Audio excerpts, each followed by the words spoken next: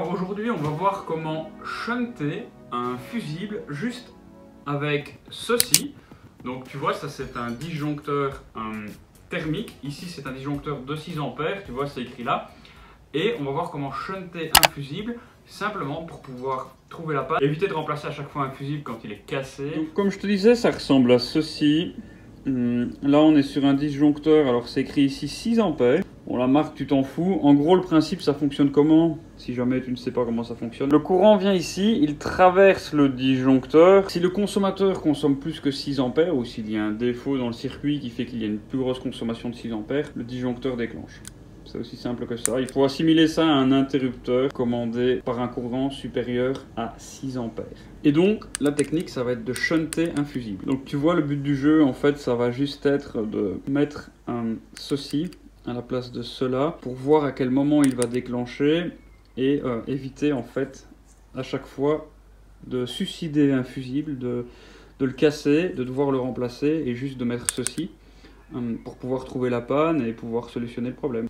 Donc du coup je vais faire le même montage que j'ai fait dans une vidéo précédente qui s'affichera juste ici. Bon, qu'est-ce qui se passe? J'ai créé la même chose que dans la dernière vidéo. Le plus il arrive là, hop, il traverse le fusible, il repasse ici, il alimente l'ampoule et le négatif il est directement de la batterie à l'ampoule. Si je débranche le plus, comme ça tu vas voir quelque chose.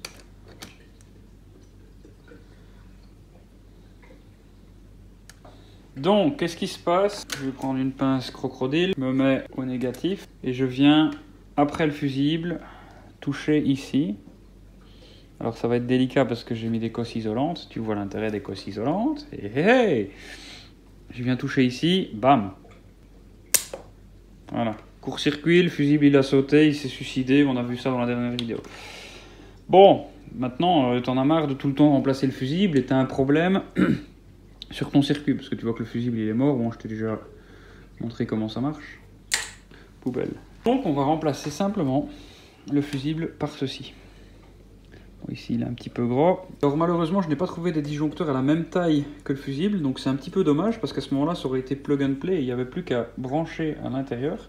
Donc on peut essayer de se fabriquer des petits adaptateurs en mettant une connectique ici et puis en allant se repiquer dedans. On peut essayer de faire ça, ou alors dans mon cas, on va simplement débrancher deux connectiques. On débranche l'entrée du plus, on vient la mettre ici. On enlève carrément le porte-fusible, on n'en a plus besoin et on refait le même test. Voilà, tu vois que l'ampoule s'allume, magie, ça fonctionne, le circuit il est fermé. Bon, il se passe la même chose. Ça, on va voir en vrai qu'est-ce qui se passe. Donc là, j'arrive avec mon fil négatif sur du plus. Je provoque un court-circuit.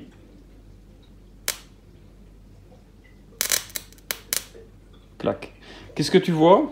Deux choses. Une, il s'est passé la même chose qu'avant. Sauf que cette fois-ci, c'est le fusible qui a disjoncté. Donc tu vois que la petite bite ici, elle est ressortie. Ça, c'est une chose. Et la deuxième des choses, c'est que tu as vu le temps que ça a mis. Ça, c'est déjà une différence. Il faut vraiment que tu retiennes ça entre le disjoncteur et le fusible.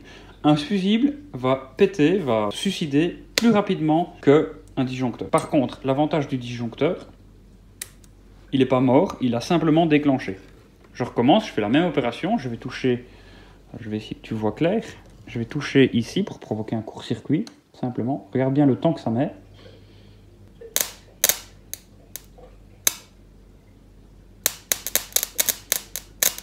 T'as vu le temps que ça a mis pour déclencher? Et je n'ai qu'un disjoncteur 6 ampères, alors que tout à l'heure, le fusible qui s'est suicidé, tu vois qu'il est mort, c'est un fusible 5 ampères. Donc ça, c'est une des méthodes pour shunter un fusible. Donc, on refait la même opération, tu vois que la petite bite ici elle a sauté, si j'appuie dessus, ça s'allume. Je refais encore une fois le test, regarde bien le temps que ça met. Il pourrait presque y avoir un début d'incendie, mon câble il était carrément collé, il pourrait presque y avoir un début d'incendie avant que le disjoncteur ne saute. Donc tu vois la différence entre un disjoncteur, alors c'est un disjoncteur thermique, ce qu'on appelle un thermique 6 ampères, il en existe des 10 ampères, 12 ampères, 15 ampères, enfin peu importe. Tu achètes ça sur Banggood, sur AliExpress, sur plein de sites. Et alors moi, je ne l'ai pas commandé ici, mais je vais te mettre le lien en description de la copie conforme de celui-ci en termes de dimension.